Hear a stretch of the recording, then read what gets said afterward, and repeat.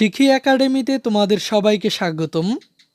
প্রিয় শিক্ষার্থীরা, আশা করি তোমরা সকলেই ভালো আছো। আজকের ক্লাসটি আমরা শুরু করব অষ্টম শ্রেণীর ইতিহাস ও সামাজিক বিজ্ঞান বইয়ের চতুর্থ অধ্যায়টি থেকে। এই অধ্যায়টির শিরোনাম হলো সামাজিক ও সাংস্কৃতিক ইতিহাস জানার উপায়।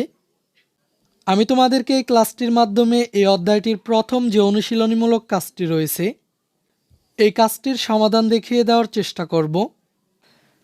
শিক্ষার্থীরা, তার আগে তোমরা উপরের এই বিষয়গুলো নিজেরা পড়ে নিবে। আমি শুধুমাত্র প্রয়োজনীয় বিষয়গুলো নিয়ে আলোচনা করব। এখানে বলা হয়েছে, চলো তাহলে আমরা একটি ঘটনা সম্পর্কে জেনে নিই। জাতীয় কবি কাজী নজরুল ইসলাম। কবি কাজী নজরুল ইসলাম সবসময় শোষণের বিরুদ্ধে সোচ্চার ছিলেন। ব্রিটিশদের বিরুদ্ধে তিনি কলম ধরেছেন বারবার। তার লেখায় ছিল ব্রিটিশদের বিরুদ্ধে সোচ্চার হবার আবেদন। তাই তো তিনি জীবনে অনেকবার হয়েছেন কারাবন্দী। ব্রিটিশরা তাকে রাজদ্রোহী হিসেবে চিহ্নিত করেছিল। অন্যদিকে বাংলার মানুষের কাছে তিনি স্মরণীয় হয়ে আছেন বিদ্রোহী কবি হিসেবে। তার লেখা গান ও কবিতা আজও আমাদের উদ্দীপ্ত করে। আজও আমরা খুঁজে পাই যে কোনো অত্যাচারের বিরুদ্ধে রুখে দাঁড়ানোর শক্তি। এবার চলো আমরা দেখে নেই অনুশীলনী 1-এর কাজটি করার জন্য আমাদেরকে কি নির্দেশনা দেওয়া হয়েছে। আমরা এখন জাতীয় কবি কাজী নজরুল ইসলামের বিদ্রোহী চেতনা সম্পর্কে নিজেদের মতামত লিখি। প্রয়োজনে আমরা বিভিন্ন উৎসের সহায়তা নিতে পারি। আমরা নিজেদের মতামতগুলো উপস্থাপন করি। সহপাঠীদের উপস্থাপনা শুনে আমরা অনেকেই বুঝতে পারছি জাতীয় কবির বিদ্রোহী চেতনা আমাদেরকে ভাবিয়েছে। আমরা নানান দৃষ্টিকোণ থেকে চিন্তা করে নিজেদের মতামত প্রদান করেছি। শিক্ষার্থীরা, এখানে আমাদের মূল কাজটি হলো জাতীয় কবি কাজী নজরুল ইসলামের বিদ্রোহী চেতনা সম্পর্কে নিজেদের মতামত লিখে উপস্থাপন করা। তো চলো আমি তোমাদেরকে এই কাজটির নমুনা সমাধানটি দেখিয়ে দিচ্ছি। জাতীয় কবি কাজী নজরুল ইসলামের বিদ্রোহী চেতনা সম্পর্কে নিজের মতামত। কাজী নজরুল ইসলাম ছিলেন বিদ্রোহী। অন্যায়ের বিরুদ্ধে সোচ্চার ছিল তার কণ্ঠস্বর। এ কারণে তিনি ভূষিত হন বিদ্রোহী কবি হিসেবে। আজীবন সংগ্রাম করেছেন শোষিত মানুষের মুক্তির জন্য।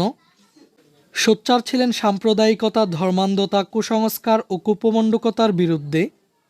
তরুণদের কাছে তিনি বিদ্রোহের অনন্ত প্রতীক। চির উন্নতশীল কাজী নজরুল ইসলাম তার মাত্র 2 যুগের সৃষ্টিকর্ম জুড়ে পরাধীন দেশের মানুষকে মুক্তির পথ দেখিয়ে গেছেন। মানবতার কল্যাণের নিমিত্তে তিনি বিদ্রোহী বা বিপ্লবী মনোভাব পোষণ করেন।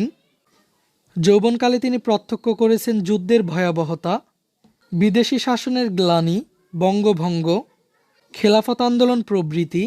এগুলো তার বিদ্রোহী মনোভাব জাগ্রত করে। তিনি জীবন থেকে শিক্ষা নিয়ে আত্মশক্তিতে বলীয়ান হয়েছেন। তার লেখার মধ্যে ফুটে উঠেছে আত্মশক্তি ও বিদ্রোহী চেতনা। তিনি দেশের মানুষকে রক্ষার জন্য বিদেশি শাসন শোষণের বিরুদ্ধে বিদ্রোহ ঘোষণা করেছেন। তিনি তার বিদ্রোহী কবিতায় বলেছেন, আমি দুর্বার, আমি ভেঙে করি সব চুরমার, আমি অনিয়ম উশৃঙ্খল, আমি দলে যাই যত বন্ধন, যত নিয়ম কানুন শৃঙ্খল। কবিতার মতো সঙ্গীতেও নজরুল মানুষকে বিদ্রোহের পথে এগিয়ে নিয়ে যাওয়াকেই তার প্রধান অন্বিষ্ট বলে বিবেচনা করেছেন। নজরুল হিন্দু মুসলিম ভেদাভেদ ভুলে গিয়ে মানব ধর্ম লালন করার কথা বলেছেন। তিনি কল্পনা করেছেন এক সাম্যবাদী সমাজের, যেখানে নেই শোষণ, বৈষম্য আর সাম্প্রদায়িক বিভেদ। তিনি ধর্মীয় ভেদাভেদ ভুলে মানবতাকে সবচেয়ে বড় করে দেখার জন্য মানুষ কবিতায় আরও বলেছেন, মানুষের চেয়ে বড় কিছু নাই, নহে কিছু মহিয়ান, নাই দেশকাল পাত্রের ভেদ অভেদ ধর্মজাতি, সব দেশে সবকালে ঘরে ঘরে তিনি মানুষের জ্ঞাতি। এই ক্লাসে এই পর্যন্তই। পরের ক্লাসে আমরা এই অধ্যায়টির পরবর্তী কাজগুলো নিয়ে আলোচনা করব। শিক্ষার্থীরা, এই ক্লাসটি তোমাদের কাছে কেমন লেগেছে তা আমাকে কমেন্ট করে জানিয়ে দাও। আর আমাদের চ্যানেলে নতুন হয়ে থাকলে চ্যানেলটিকে এখনই সাবস্ক্রাইব করে রাখো।